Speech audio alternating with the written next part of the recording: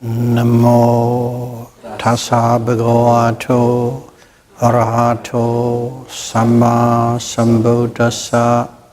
Namo tassa bhagavato arahato samma sambuddhassa. Namo tassa bhagavato arahato samma sambuddhassa. Series A, Dhamma talk number 52.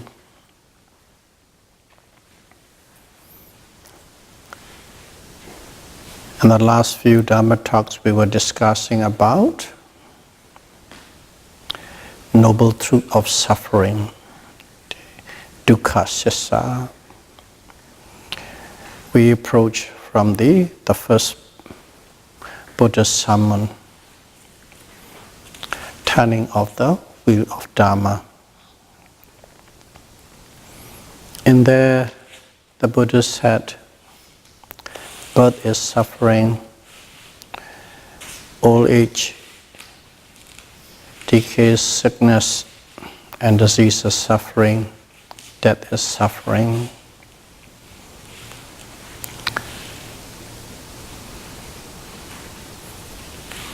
And also,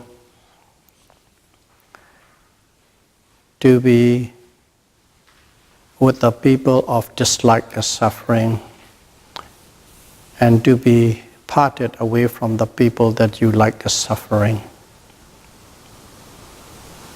And then he said, not getting what one wishes is suffering. And then finally he said, the 5 aggregates of clinging is suffering. Altogether 7 parts. And we have discussed quite in detail about these things. But on the last one, the 5 aggregates of clinging, I had explained them exactly what that means. But we haven't expanded into the concept of suffering. Because to understand that, I need to explain types of suffering or dukkha, which we have done. The first one is dukkha dukkha, okay, suffering suffering or obvious suffering. Such thing as sorrow, lamentation, grief, pain, and so on. And second part is viparinama dukkha, which means suffering caused by change. Suffering due to change. And the third one is sankhara dukkha, suffering of mental formation. Only when you understand these 3 types of suffering, you will be able to understand why Buddha said the 5 aggregates of clinging is suffering.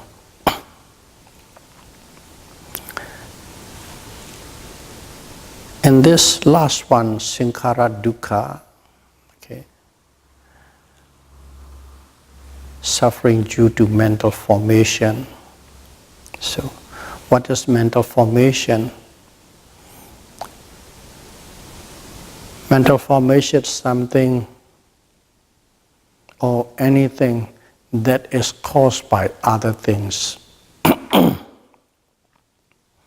Or you can say anything that arises is due to a whole set of conditions or causes. Simply put, cause and effect. Any effect, any result does not arise without cause or conditions. That's it. So whatever is happening is due to a whole set of conditions, and that's what it means by formation. Okay. So as we all know, conditions are always changing and changing. So they are not permanent. They are not permanent. Because whenever conditions change, the result change. Whenever conditions change, the result change. The results or effect. Whenever the effects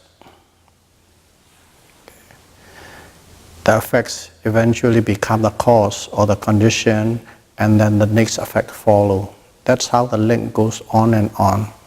And there are so many permutation and variation and combination, it is endless. So in other words, everything is changing. It's in a state of flux. Everything is impermanent. In other words, everything has the beginning and the end. Everything has a beginning and the end.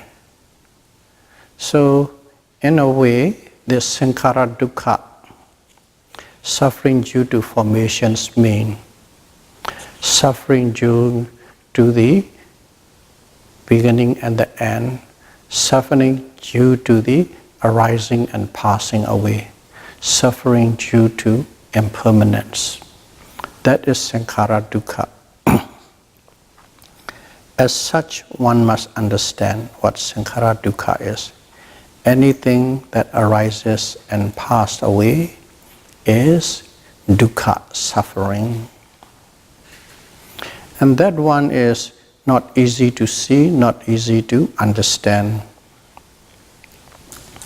The first two is, especially the first one, dukkha, dukkha, obvious suffering, such as birth, decay and death, sorrow, lamentation, grief, pain,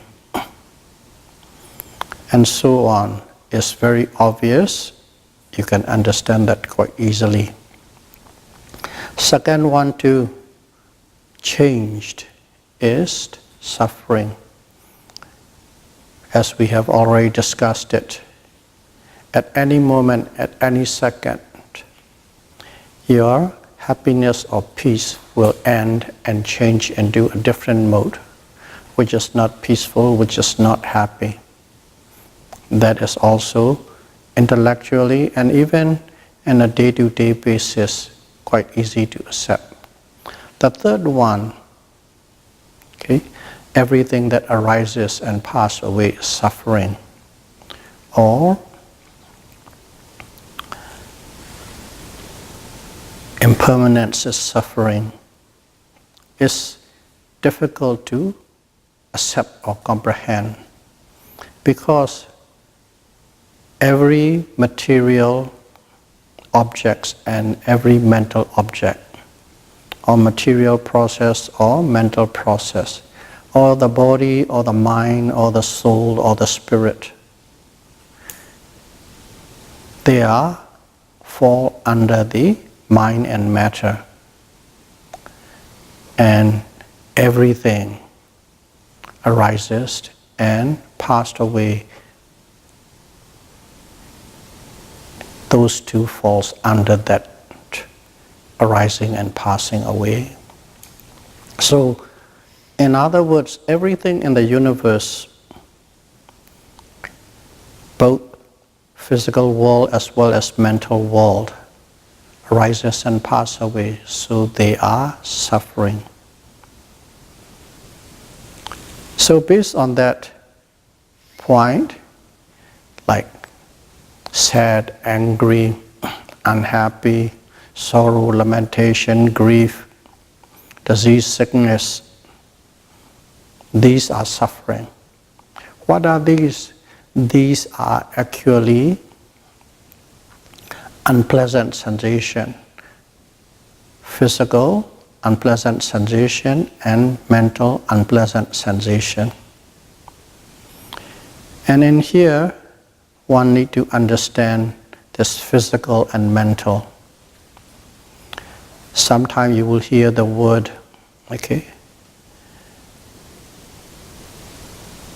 physical pain, and then mental pain.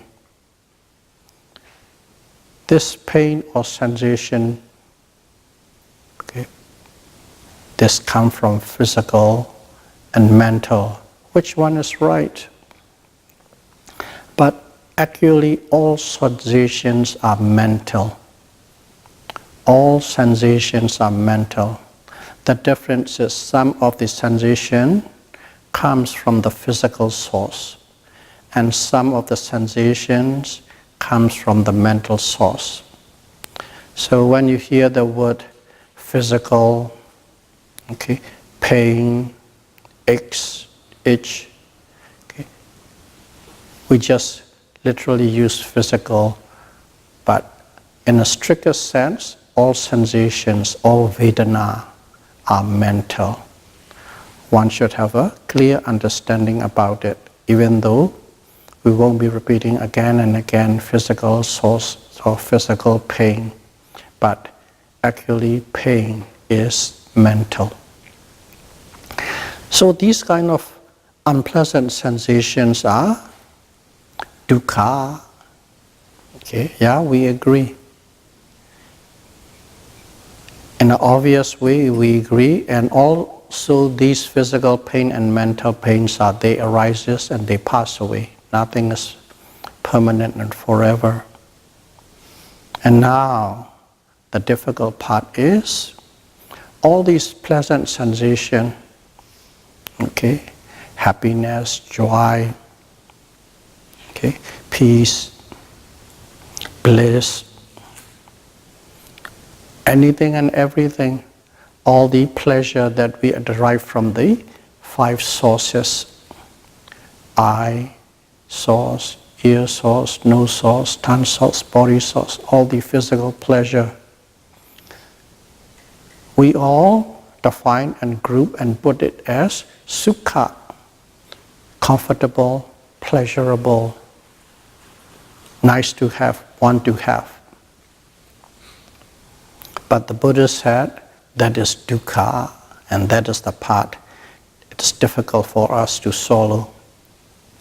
But if you look at it, these happiness and joys and all these sense pleasure, beautiful sights and sounds, everything, in reality what? They arises and pass away. They don't last forever. Arises and pass away. Impermanence. They arises and we don't want that to pass away. We really hold on. We really grab hold of it. We fight for it so that it won't disappear. That struggle itself is a suffering. So, under this definition, sankhara dukkha, anything that arises and passing away is dukkha or suffering. So all the pleasure we like, all the bliss we like, all the senses we enjoy, under that definition of arising and passing away is dukkha. Now we begin to understand unpleasant sensations, unpleasant feelings are dukkha. And also all pleasant sensations and all pleasant feelings are also dukkha.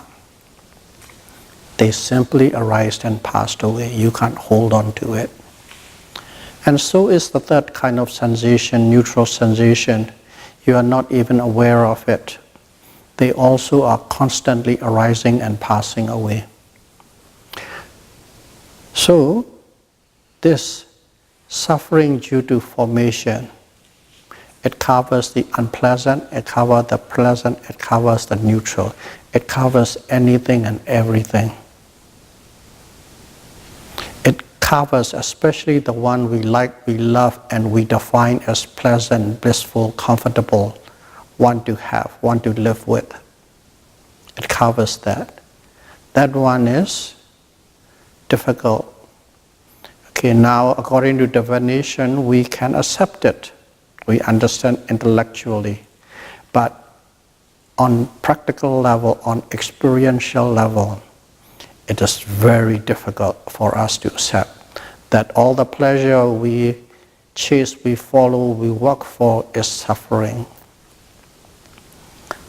That is the real suffering Buddha is talking about, sankhara dukkha, when he's talking the noble truth of suffering, dukkha sissa. So for this one to understand, you can't intellectually understand, you can't intellectually accept. Intellectually, if you are a deep thinker, you might be able to accept it.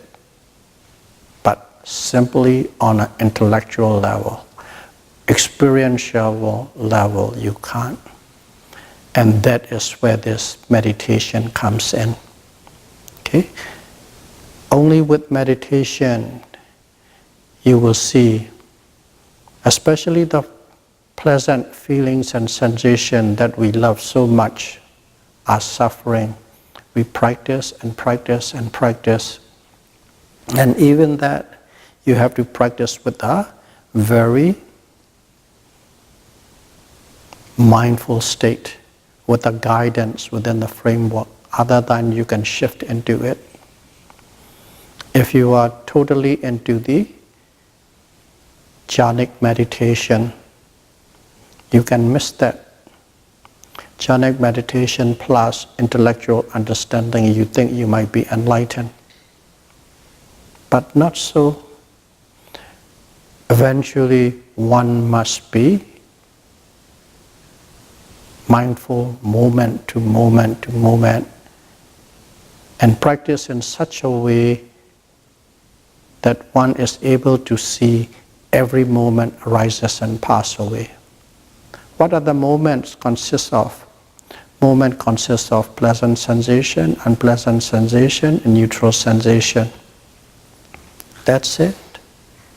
And when you experientially experience it, not just one little stretch of 5 minutes, 10 minutes, but you train yourself so that you can see it consistently and constantly.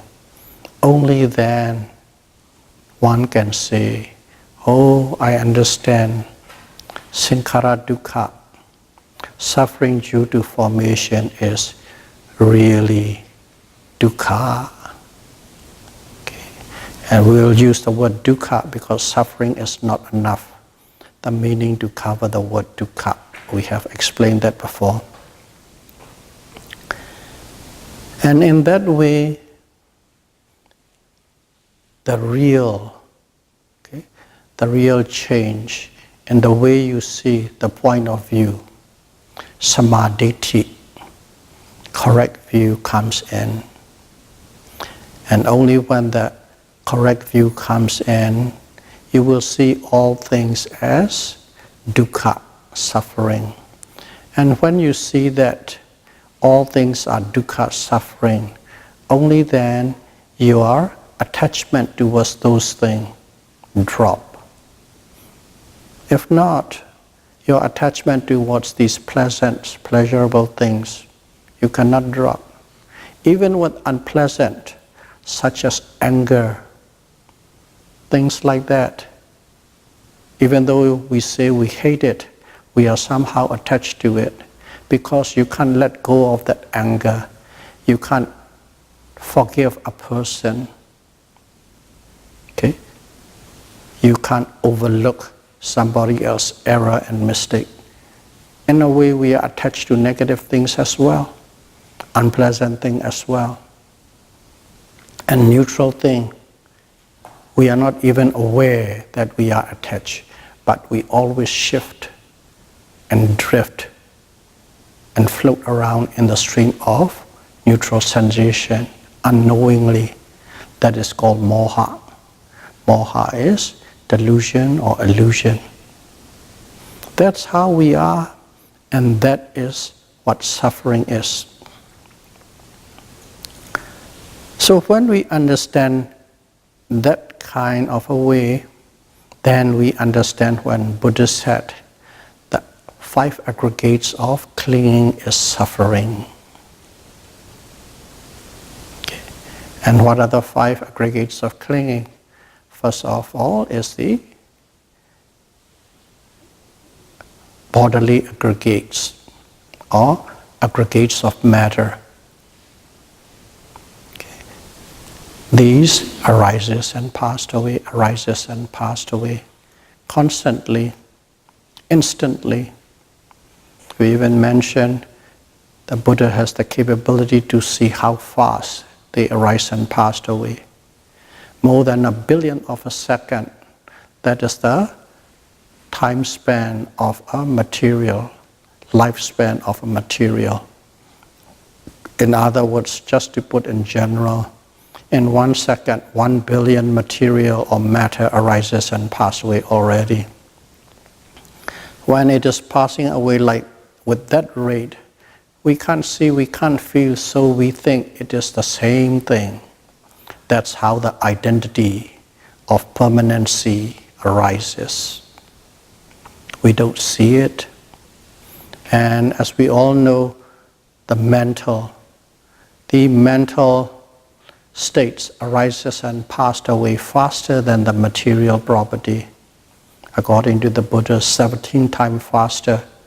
If there is a one material arise and pass away, during that same period, 17 mental states arises and pass away. So that's why the first aggregate is aggregate of matters or bodily aggregates is suffering. They are constantly arising and pass away. And secondly, what is the aggregates? Is called Vedanat Khanda. Vedanat Khanda is aggregates of feelings and sensations. Aggregates of feeling and sensation. And in there too, what is happening? Why does the Buddha say these aggregates are clinging? Here it is. We already have mentioned, discussed, whenever pleasant feeling come in, you cling to it. Even the unpleasant feeling come in, they are so adverse to your psyche, you can't let go, you cling to it.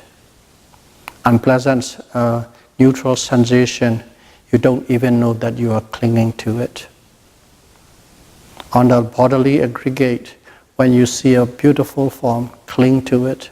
When you see an ugly form, you cling to the idea of, you don't want to see it. The same thing with sight, sound, smell, taste, touch. These have the power to make you cling, to make you attach, to make you crave for it. So the third group of clinging is Sanya Khanda, aggregates of perception. And perception is the way you remember, the way you recognize, and the way you put into your memory bank. Again, likes and dislike, likes and dislike. And how do you remember or cognize these like and dislike? By the marks that you make. They arises and pass away.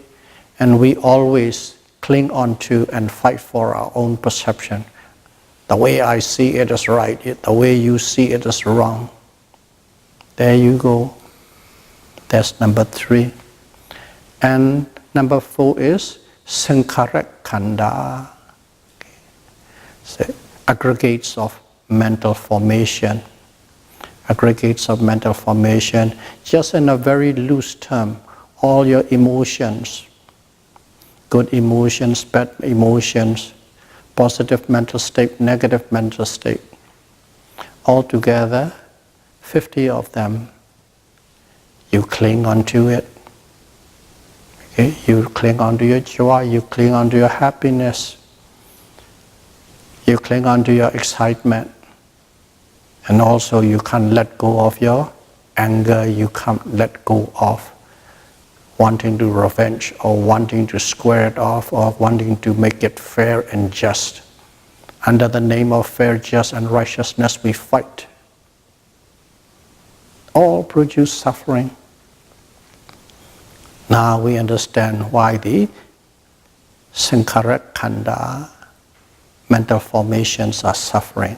Simply these things happen, and simply they arises and pass away, arises and pass away. And finally, vijnana khanda, aggregates of consciousness. Aggregates of consciousness. These aggregate of consciousness, we already started with that. The material or matter arises and passes away more than 1 billion of seconds. And these consciousness arises and passes away more than the 17 billion of a second. That much, that speed, they arises and pass away. They arises and pass away. They cognize the material, but that kind of a speed we can't comprehend. For us, when we look into that space of time, like eternal, nothing changes. That's why it is difficult for us to accept it. That's why we think everything is permanent, everything is constant, everything is forcible, entrenchable, controllable. This is the idea, the concept we arrived. Because of the illusion of permanency. That's why we hold on, we identify with I, me, self, a soul, a being, an individual, a person. We consolidate and identify with it. But simply these are all concepts. But through our own experience, we cannot say that is arising and pass away. Every day, every second, we are always trying to control the way we want. And as soon as a sense of controls come in, that is a sense of I, that's a sense of ego. But simply, it is the concept that we build for ourselves based on the way we like it. But when you practice Satipatthana, Vipassana, you come to understand everything is arising and passing away, arising and passing away.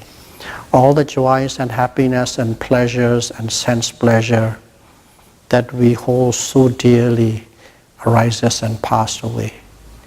Not from a book, not from a lecture, but through your own meditative experience. Only then you will come to accept everything in the universe is arising and passing away. That's why everything in the universe is dukkha, suffering. That's the way we would understand and we would accept.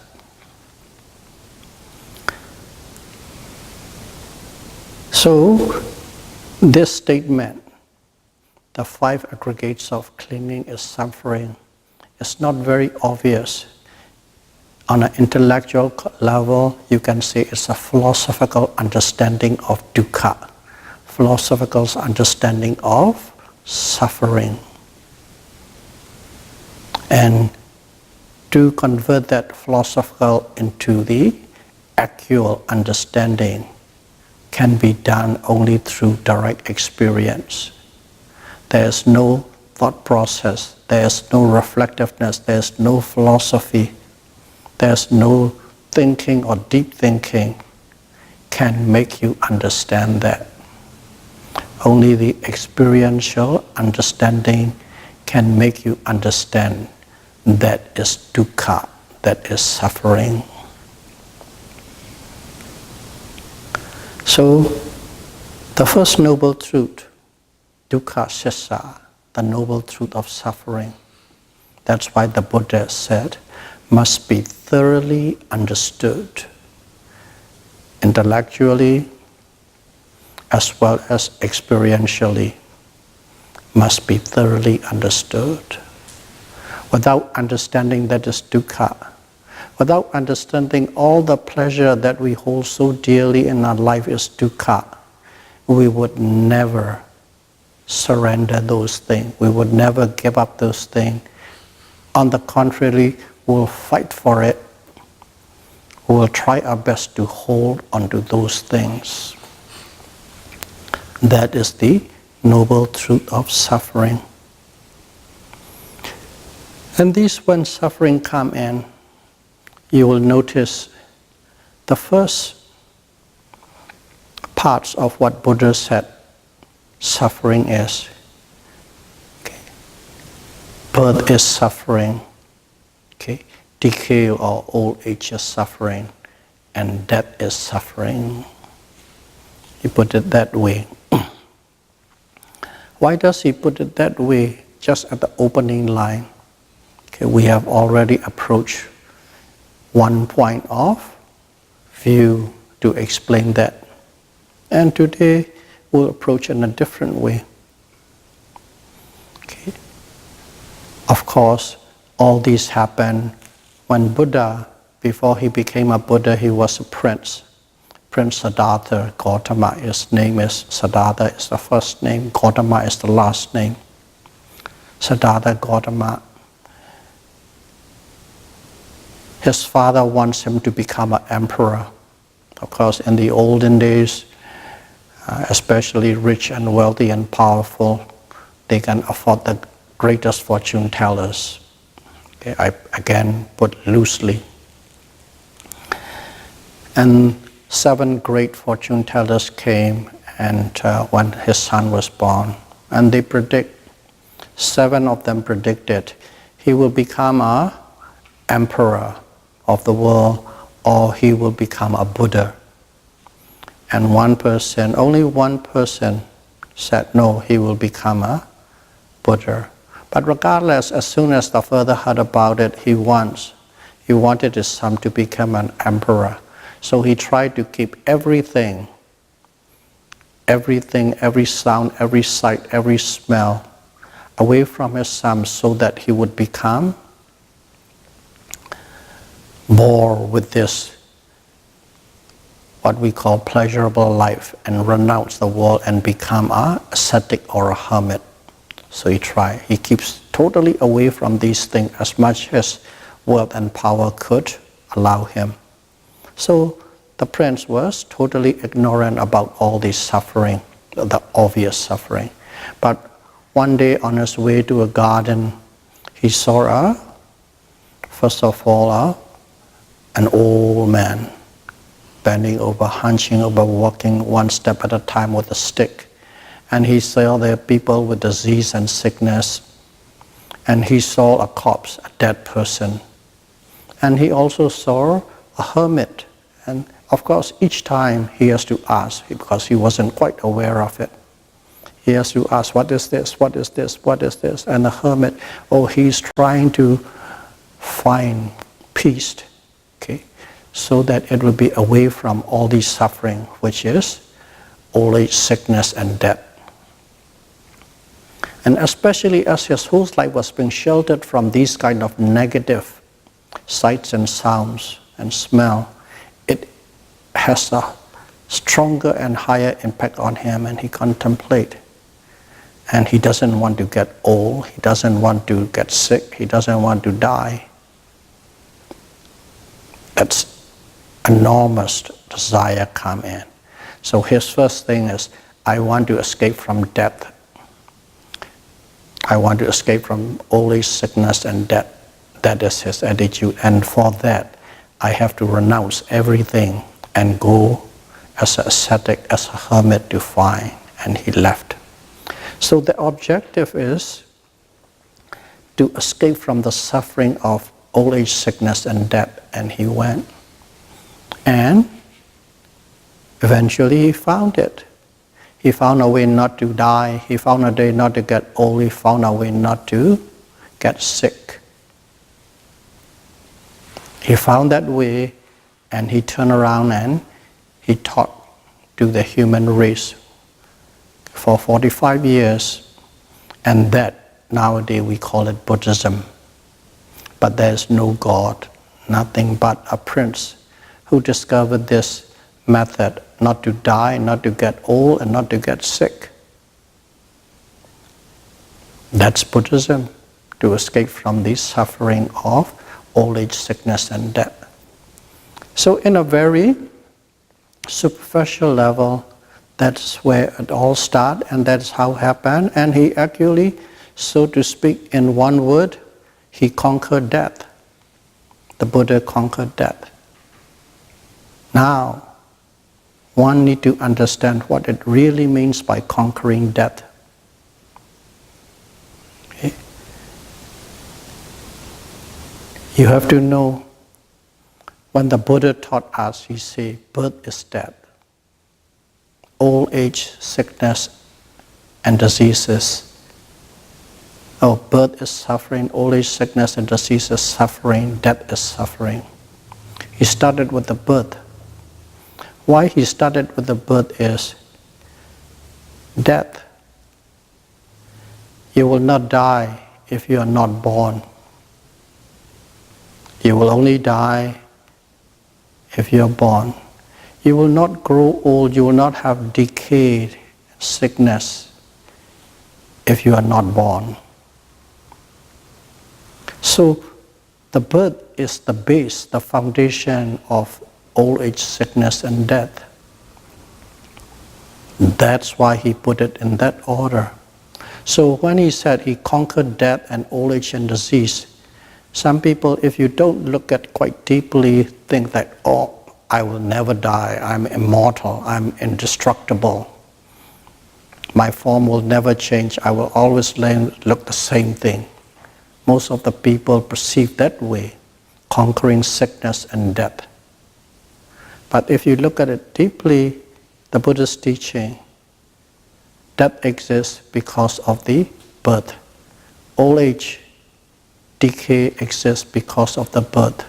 So if you want to conquer old age, sickness, and death, you must not be born. That's how Buddha approached of conquering old age and death. That you must not be born, because birth is the seed, the foundation, or in other words, birth is the arising, and the remaining are the passing away. All things arises and passed away. If it doesn't arise, there is no passing away. If you are not born, you will not die. That way one must understand the Buddha has conquered death. Or this is the way Buddha showed us how to conquer suffering, old age, sickness, and death. One must not be born. Okay. Of course, birth is the seed of all these suffering. Birth itself is suffering. Suffering causes suffering. Escalating. So if you don't want to be born, now you have to find a reason. Okay, what is birth? Birth is suffering. Birth is the seed of suffering. Birth is the seed of old age, sickness, and death. So we have to eliminate the origin. We have to eliminate the cause. The cause is birth. Now if you want to eliminate the cause, the birth, we have to find what is the cause of that birth. You have to put birth as an effect, result. What causes this birth? Of course, in one word, samudaya sissa, craving is the cause. Becoming is the effect. Craving is the cause, birth is the effect. That craving is the second noble truth, which we will deal later in details. So in here, that's why Buddha started his sermon with birth is suffering, decay or old age is suffering, death is suffering. These are all in the physical. And the mental state is sorrow, lamentation, pain, and grief is suffering. And then, and so on, and so on. Altogether, 7 different groups, the Buddha put it. That's why he put it, one in an obvious way, but one thing is he wants us to understand that these suffering are caused by birth, the origin. And if you do not reborn, if have no birth, if there's no becoming, there will be no old age, sickness, and death. So we have to tackle not to be reborn. Not to be reborn, what is the cause of this birth or becoming? You have to tackle or attack the cause, eliminate the cause. If you can eliminate the cause, then there will be no birth, there will be no becoming. When there's no becoming, there's no old age, sickness, and death. That is the approach, and that's why Buddha put it right on set. He taught us in many ways. A layman could understand and practice and get attainment. Intellectual can practice and then get an attainment. Because you cannot talk the layman examples and scenarios and program to the intellectual because they think it's very boring, a child. So the Buddha has to taught different people in a different way based on the mental capacity. But as long as you have an average level of intelligence, you can achieve attainment or enlightenment. So that is the noble suit of suffering. We are talking it for about 3 weeks now about this, the first noble truth. So let's see it in a very clear-cut term, okay, without expanding too much. And what is suffering? What is dukkha? Okay, what is suffering? One is dukkha is anything associated with affliction. Anything that produces affliction is dukkha or suffering. In one word, what is suffering? Affliction is suffering. Very precise, very correct, right on the button. You can pick it up anything and see whether there's any affliction. If there's affliction, that is dukkha, that is suffering. And what does dukkha do? What does dukkha do? Dukkha or suffering, its job is to burn people, to burn living beings. Okay, all these noble truths apply directly to the world of living beings, not to the physical world, not the planet, not the sun, not the star, but to living beings. So, what is dukkha? Affliction is dukkha. And what does this dukkha do?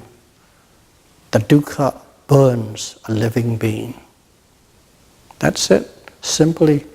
So we can understand very clearly when something got burned, what kind of consequences can you see, can you feel, can you sense?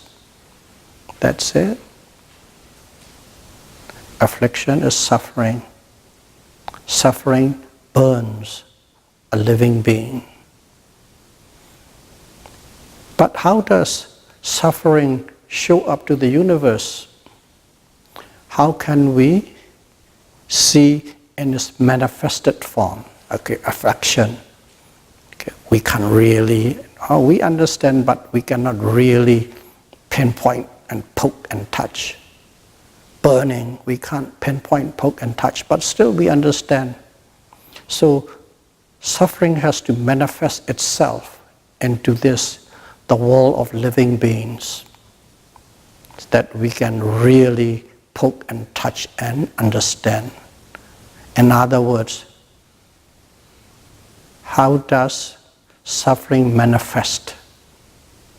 It manifests as becoming. In other words, it manifests as birth. That is the precise word of the Buddha regard to the word dukkha. Affliction is suffering. It burns you and it manifests into the world of beings as becoming. In other words, birth, the beginning. As long as there's the birth, as long as there's a beginning, as long as there's the becoming, there will be suffering. So the birth is the manifestation of suffering. And if you understand that way, you don't have to think too much. If you understand that deeply,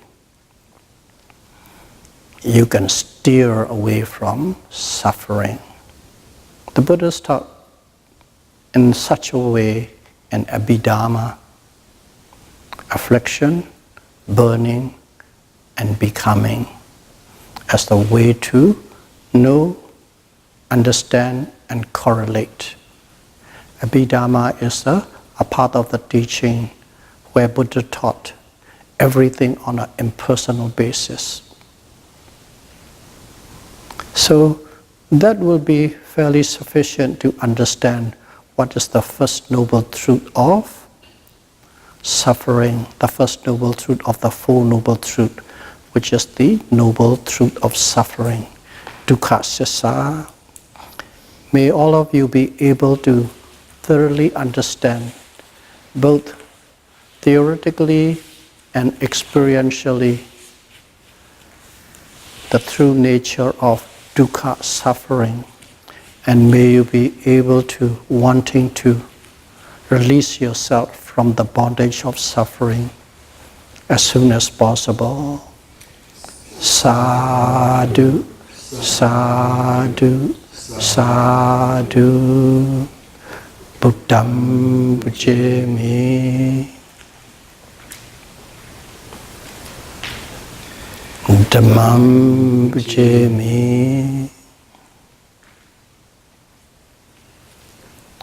Sangham bhajami.